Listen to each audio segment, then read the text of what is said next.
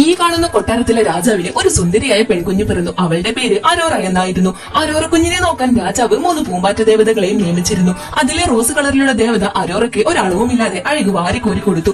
ശേഷം blue colour ദേവത വന്നിട്ട് ജീവിതകാലം മുഴുവൻ സന്തോഷമായി ജീവിക്കട്ടെ എന്നും പറഞ്ഞ് ആശീർവദിച്ചു. അതിനുശേഷം ഗ്രീൻ കളറിലുള്ള ദേവത വന്നിട്ട് ആശീർവദിക്കും മുന്നേ അങ്ങോട്ട് 2 കൊമ്പുള്ള ഒരു പെണ്ണ് കടന്നു വന്നു.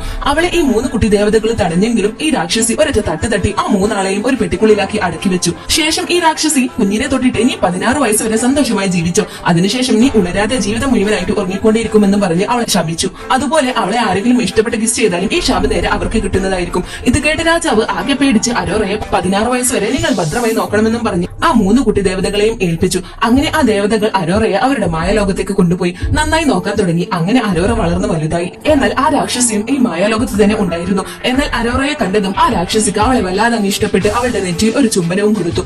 അങ്ങനെ ആ ശാപം നേരെ രാക്ഷസിക്ക് തന്നെ കിട്ടി.